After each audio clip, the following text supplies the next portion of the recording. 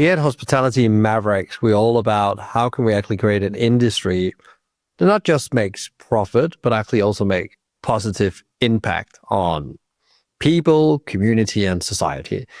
And that's what we're going to talk about today. How do we actually make impact, and how do we actually make impact on our children's future and also at the current state of their life right now? And I have Ellie with me here on the Prept Foundation, and we're going to go a bit on a journey to talk a bit about her journey, but also where the foundation has come from and actually what kind of impact they're doing today. And we're going to explore some of the challenges, what role hospitality actually plays in this, and actually how we actually can help young people to get skills to become better at cooking. Welcome to the show, Ellie. Thanks very much, Michael. It's an honor to be here. And thank you so much for coming. And we had a lovely intro from Natalie, who thought that you would be a great guest. And I totally agreed straight away when I saw what you guys was up to and the work you were doing, and thought it would be so great to have a conversation about, how are you changing the world? Yeah. Sounds good. And let's start off with, what has your journey been, and how did you actually ended up in a foundation, and how do you actually ended up with educating chefs and helping children to get better skills when it comes to cooking? Well, I've been a chef for 25 years. I have traveled a lot. I have got a background in fine dining and private dining. I've had my own private catering company for about 11 years. The pandemic kind of destroyed that. And I chose a different path and started studying nutrition. And I was involved in quite a few kind of community projects with children, vulnerable groups, and I was working with children on forest schools and helping them kind of cook and learn about food. And I really felt like this was where I wanted my kind of like next stage of my career to be. And I've been involved in pop-ups a lot through my career, and I was working with the lovely ladies at Brighton Gin, and we were using the beautiful produce from Nep Estate, and we had Kate Bradbury come and talk about the beautiful microgarden, and we were kind of having a conversation about what charity shall we raise money for. And Kathy from Brighton Gin said to me, "Do you know about Prept?" And I'd never heard of them. And she started telling me, what they do about educating children about food. And like instantly I said, but that's who I need to go and work with. That's what I need to do. So we had a lady from Prept, Sharon at the time, who came to do a talk at the pop-up. And then she'd organized a meeting with Jess about a month later, and it just snowballed. Jess and I met, and we just kind of went boom. And then I had a job. So I was very happy about that. And what is actually the big problem that the foundation solves? So schools have lost a lot of funding over the years, and the food tech kind of education is now very, very small in a lot of schools. A lot of schools don't have food tech teachers. They don't even have kitchens. They might be learning from YouTube. They're all on a rotation. The resources they're small and they're finite. So what Prept is now doing, funded by the hospitality industry, we are giving young people an opportunity to work with professional chefs, work with incredible produce that we get donated by our amazing partners. We're showing them really cool kind of store cupboard recipes, showing them brilliant life skills, and getting them kind of immersed in really fun food workshops.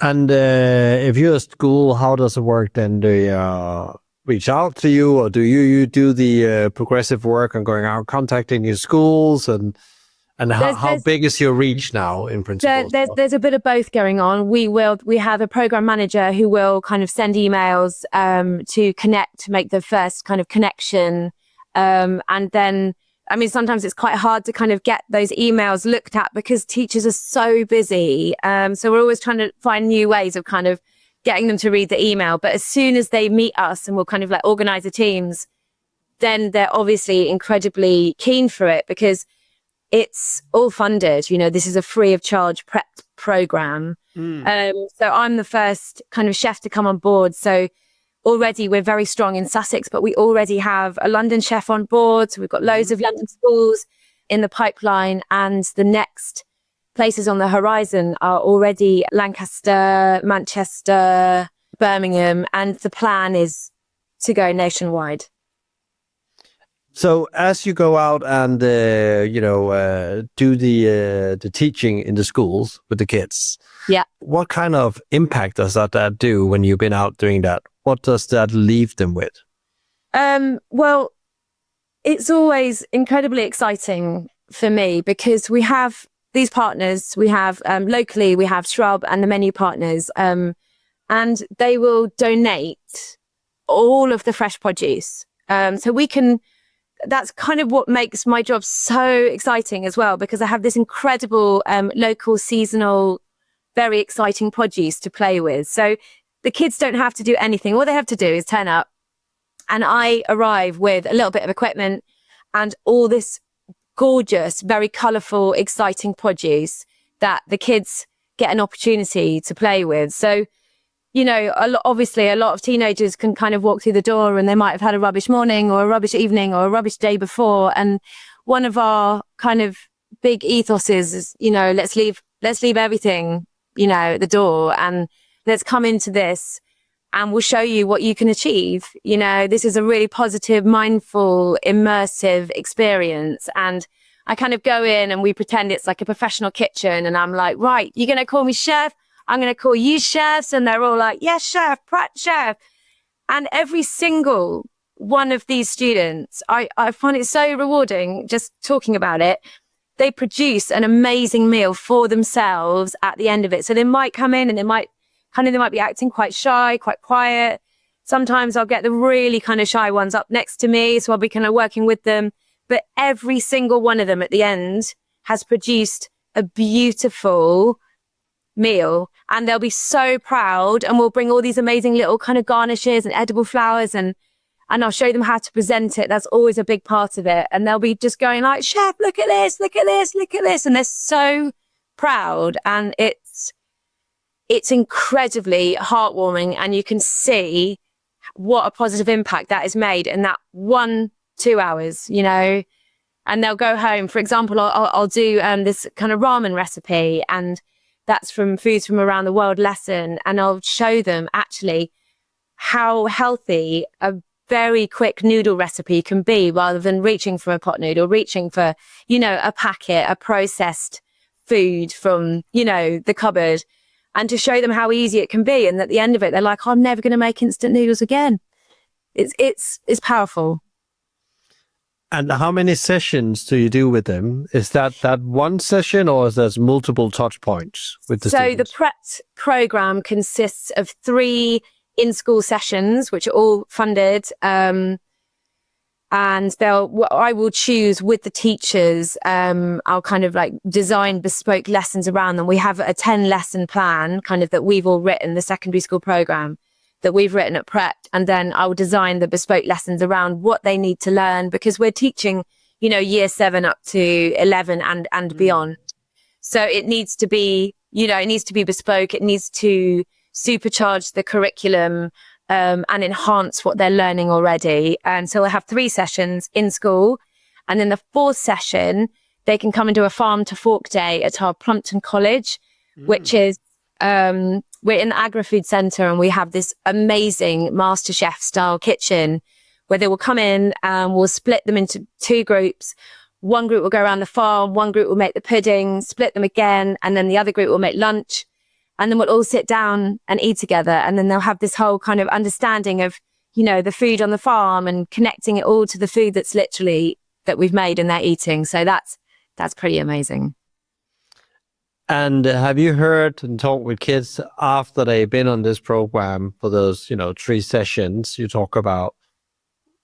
Have you been out talking with them again, finding out what has happened with their connection with food and how they... Yes. So one thing that Prept are kind of like joining the link between the hospitality industry and schools, and we're helping kind of with careers. So for example, if I've kind of seen students kind of 3 times and then I see them at the Farm to Fork, and there'll be often like 1 or 2 that are incredibly interested, and you can see that, you know, they're really asking questions, and they're like, oh, you might even say I want to be a chef, but some do. And then we will make sure that we stay connected, you know, and there's some big chefs and kind of restaurants that are creating apprenticeships for these students. So we're, you know, one of our most important things is helping these students kind of, if they've shown interest, is showing them the way and kind of opening doors to apprenticeships and work experiences. And yeah, so we are constantly staying in touch with all these students.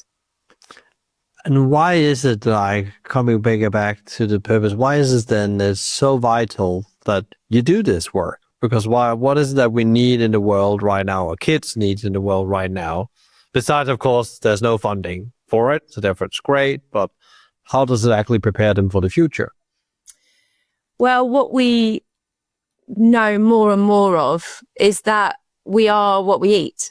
And the big food companies have been so powerful in their advertising in the supermarkets that, you know, we have, you know, whole generations of families that don't have access to that education about food. And we're learning so much about our gut health being completely connected to our brain health, which is completely connected to our immunity.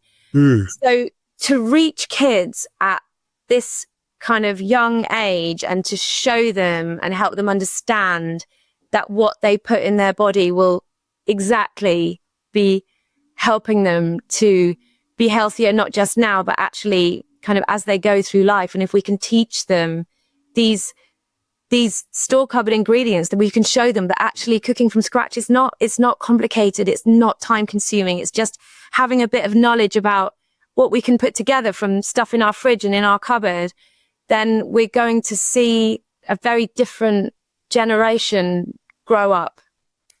And when you talk about that, because you talk about, you know, the marketing machine, is there any myths you have met on this way around what young people has and children have around food? I think it's that cooking is hard. People, you know, that there's this myth that cooking is complicated, that cooking, they can't do it.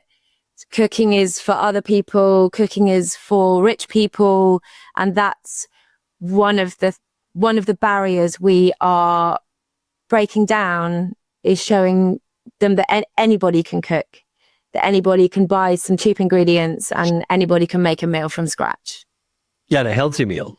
A healthy meal. Yeah, absolutely. A healthy meal. Yeah. And what happens with the schools you do this as well? Have you actually been talking with the schools that's gotten through this program? What kind of impact have they had?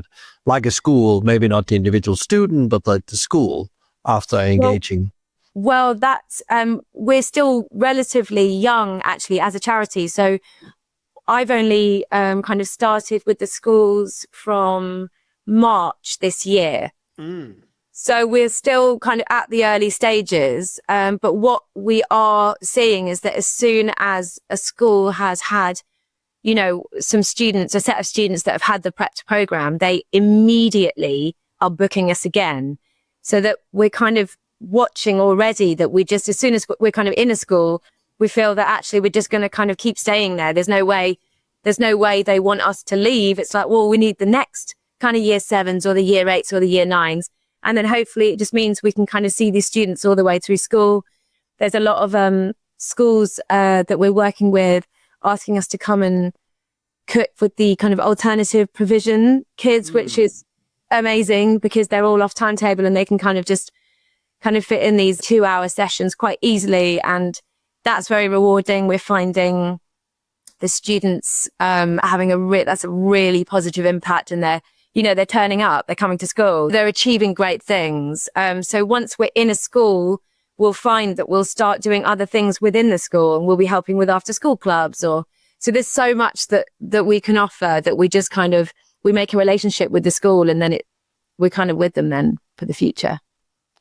And it's quite interesting from what you're saying that exactly the schools want this, but from a government point of view, there's no access to this. There's no funding, there's no resource to make this happen. But the school really knows this is important.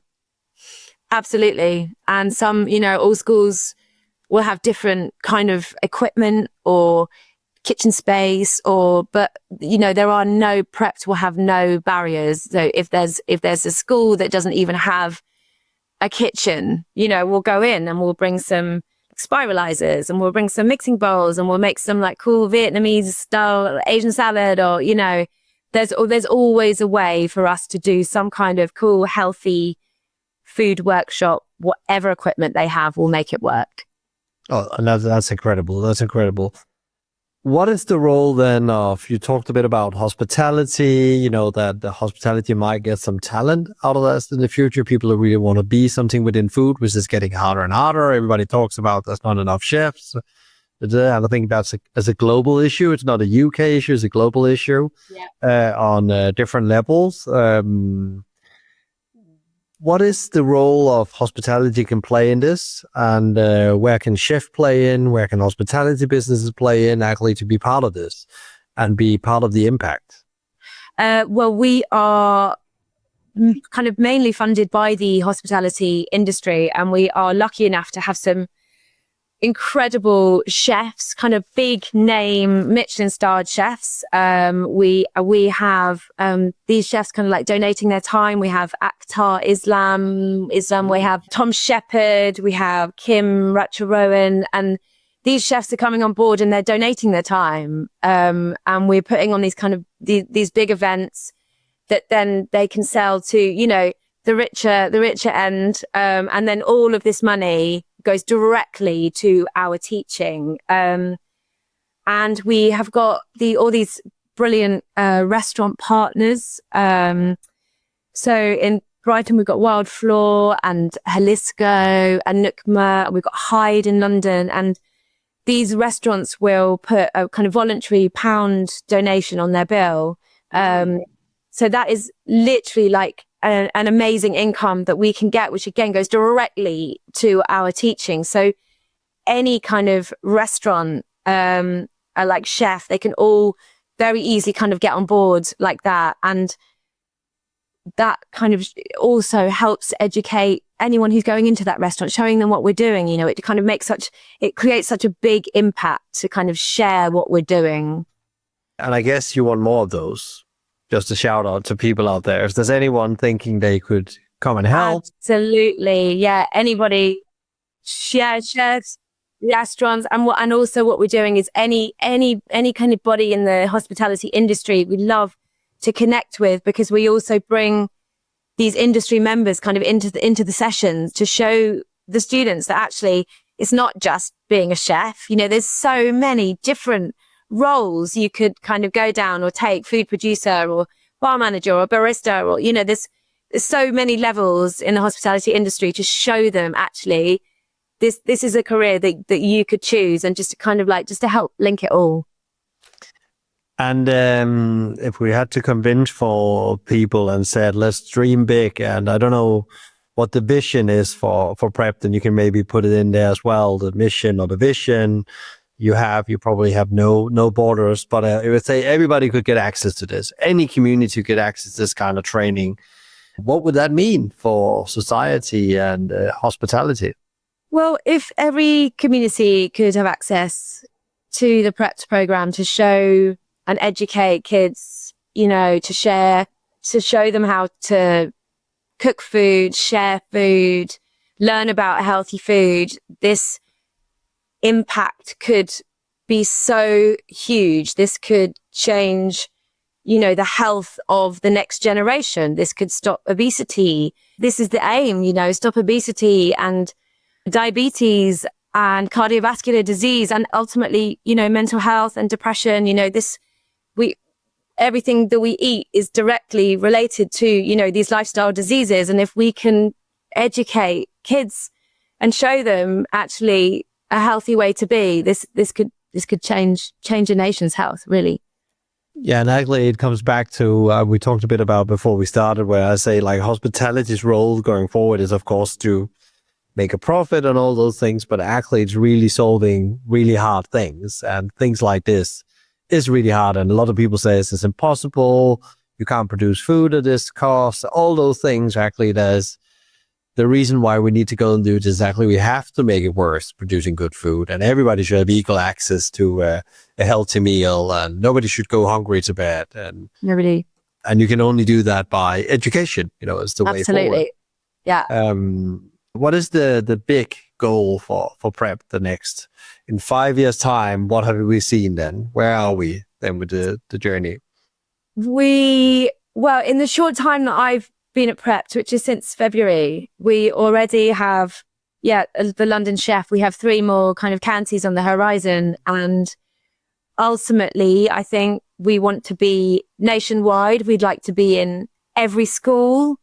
We'd like the Prept program to be rolled out so that actually it becomes something that everyone receives. And it's not exclusive to any one part of the UK. Everybody receives this food immersive education. Love it. And that doesn't sound unrealistic if you already are moving into some very big areas of the London and Lancashire, as you mentioned as well. Yeah. Yeah, it does feel very exciting because, like you say, you hadn't heard of it, and then I hadn't heard of it, and then as soon as I heard of it, that's it. I was like, that's it. I want to jump on board and be involved in it. And it seems to have that kind of effect on people. If you're passionate about this ethos, then people want to get on board. And I think that's why we have all these amazing chefs kind of wanting to help us, and all these amazing restaurants and some of these big companies are like, well, we'll sponsor a school, or, we actually have a very cool event happening in March next year, March 2nd, which is a boxing event where Dan and Jess, who are amazing co-founders, have managed to persuade all these amazing chefs to box against each other for charity. And Dan has actually been in training and will be training to box against some chefs. I think the Brighton chef, who we've got Michael Bremner, and we've got Jason Atherton. So we've got some really big names, and we kind of love doing these big events because obviously they do kind of like raise us quite a lot of money, but it's also such fun. So to kind of get the Prep name out there as well. And that's a great thing to join up to as well, I guess, if you want to go and box and be part of the event. There's come and watch, or just come and watch. Just come and watch, and contribute. Yeah. What is that? And this, you've been on this journey very, for reasonable short time. I'll say it seems like it's going very fast. But what has been the thing you're most excited about right now? What is happening right now that makes you super excited? Really, honestly, every single teaching session I go to, I get so excited about. I wake up early in the morning. I'm like super planning it. Like I talked about with the produce, from Shrub and the menu partners, that really makes my job very exciting because I can turn up with all this seasonal stuff that's organic, biodynamic, and, and I can talk all about these amazing ingredients. And the thing with kids is like, you never know what you're going to get. You never know what session is going to be like. And I find it very exciting to connect with the kids on this level of food and just kind of become an equal with them and just all produce this amazing food together. Like that honestly excites me every single day. That's great. So you're getting a boost every day. There's not like a specific thing coming up, but it's like that thing being able to go and make that 1% impact every day. Joining this journey, which is very different from the rest of your journey, you've been a chef, run your own businesses, and which we all know takes a lot of toll and can sometimes be almost mission impossible in our industry. But what has been your biggest, most significant learning over the last couple of years as you've been? Well, I've always been very interested in healthy food, nutrition. All of my food has always been very focused on food to make you feel good. That's what my business was all about. I've always been into fermenting, and I think being on my nutrition journey and learning more and more about the gut's integral role in our health, it just probably blows my mind all the time. Like, I'm constantly learning about that. And I think that that's very involved in what we're teaching. So probably the importance of the gut, you know, is very significant to me. And the last couple of years, it's just got bigger and bigger and bigger. Yeah, I remember those couple of things. The Gut Makeover is a book called The Gut Makeover. I read about 8 years ago. It pushed me at that point in a direction. And then, you know, one of the latest book I read is Tim Spector's book. Oh yeah, I love Tim Spector. Yeah. Or number of his books, but Food is Life, I think it's called. Yeah. The one I'm thinking about, read last year. And that made a significant impact as well, and understanding how little we know about what we put in our body and polyphenols, and how important it is to get at least 30 different colored vegetables. 30 different, and I try and kind of like explain that to the kids, and they're like, "Well, how can you do that?" But actually, it's not that hard. Like, with, you know, there's all spices count, and it's the diversity, isn't it? Because, you know, 10 years ago, people were like, "Oh yeah, I'm just going to eat kale and then I'm going to be really, really healthy." It's like, no, that's not going to do it. You need so much diversity. And I'm so fascinated by it. And I love talking and teaching the kids. And yeah, so that's pretty big for me. How well does actually, you know, the chef community knows about these things when they think about the food they're preparing or developing? Is it well known, or is it impossible financially to do it? Or do you think it's lack of education again?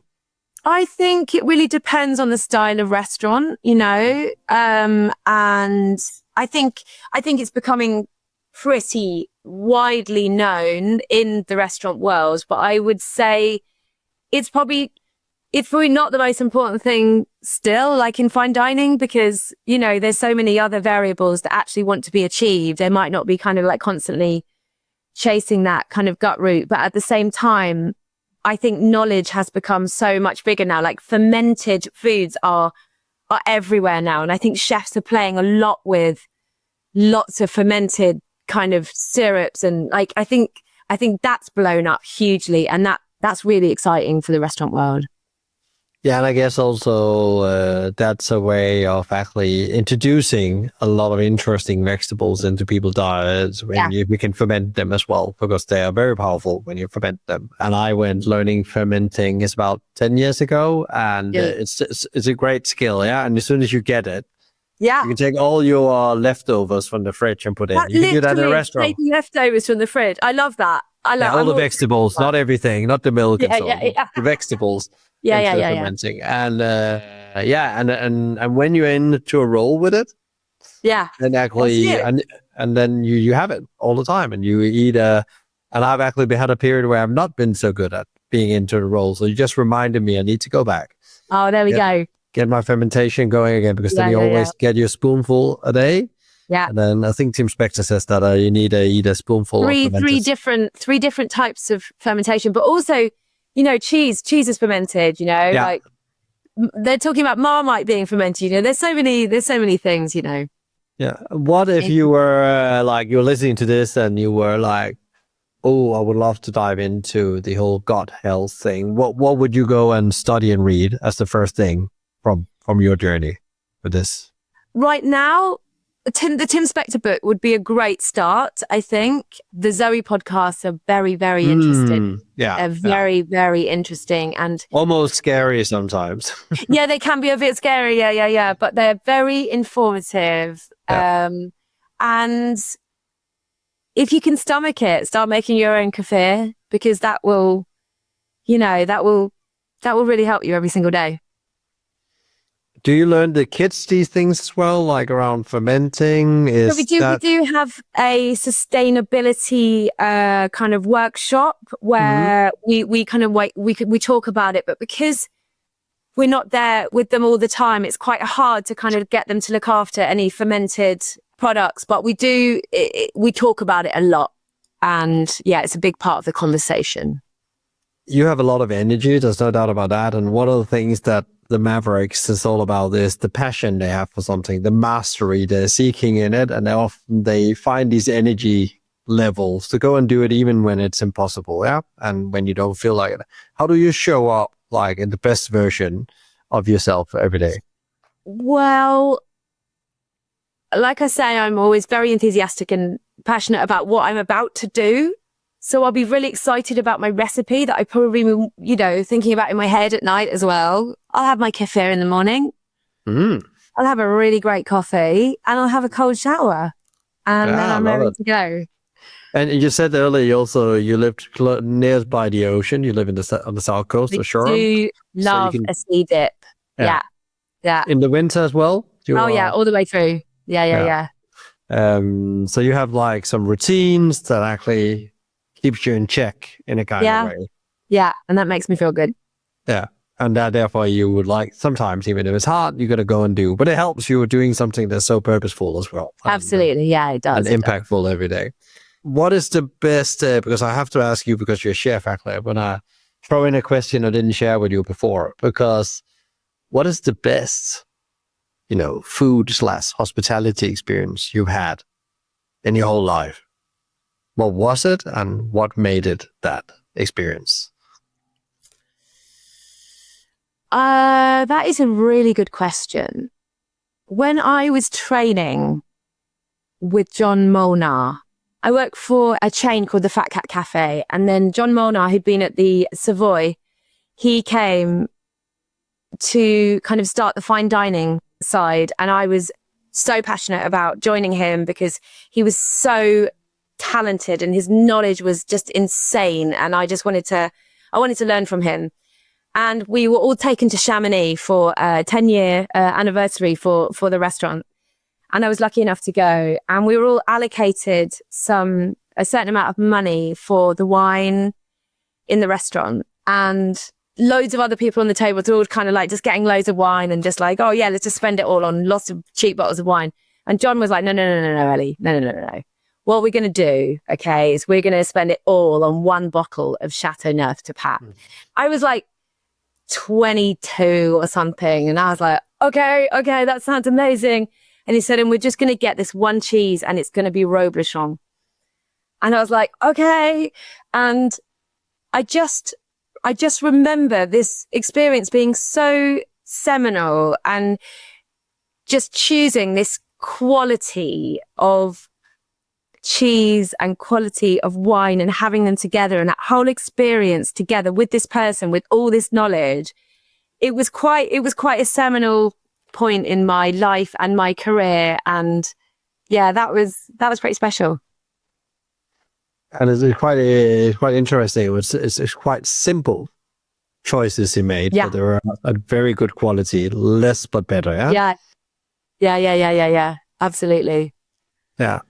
Love it. I absolutely love it. And it's a great story as well. By the way, that question was one Natalie asked me when she interviewed me. And was it? And now I sometimes ask the guests as well. It's a good one. It's a good one, especially on the spot, because you're like, And often it fits in somewhere and it actually fitted in very well. But my next question to you is like, what is the one question you wished I've asked you? What would it be? And what would you have answered? Well, it's probably going to be, how can anybody listening support us? That's a good one. And that's what we need so much of.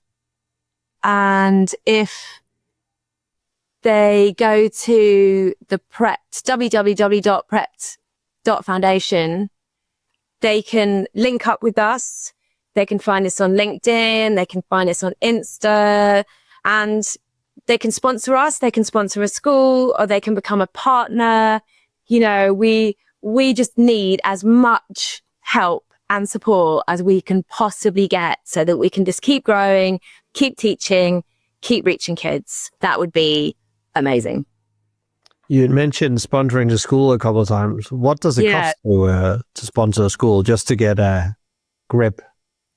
That is a really good question that I don't think I can answer exactly right. I don't want to get that wrong. But to sponsor a school, for example, that will give the school the Prept program for one set of students. So the 3 in-school sessions, the farm to fork is heavily subsidized, but costs £300 for 30 kids. But yeah, to sponsor a school, that's giving one set of students 3 in-school sessions with a prep chef. Yeah, so, but it's not it's definitely manageable. That's what I can hear as well. Yeah, local companies will kind of choose a school, and that's often how we'll kind of go into schools. Yeah, good. And a huge impact, as you said before. Where can people find out more about all the things you've shared here on the show today, and how can they connect if they want to connect with you or the foundation? How do they do that in the best possible way? Yeah, so go to the website. The website has everything on there. It has all of our social media links on there, www.prept.foundation. It will have all of the links for all of our chefs, program manager, the co-founders, Jess and Dan. We've got Camilla, Harriet, we've got Luke on there. So the team's growing and all of our details are on there. So whoever you want to contact in Prept, you can. Love it. Thank you so much for coming on. I'm sending you and the team power and energy and love for the journey. It's so important what you do. And we hope that the message here will be shared. And if you're listening and you think this is important, please share in your network. Yeah? Every little matters, every little count, little by little, a little becomes a lot, as they say. I like that. Thanks very much for having me. You're welcome.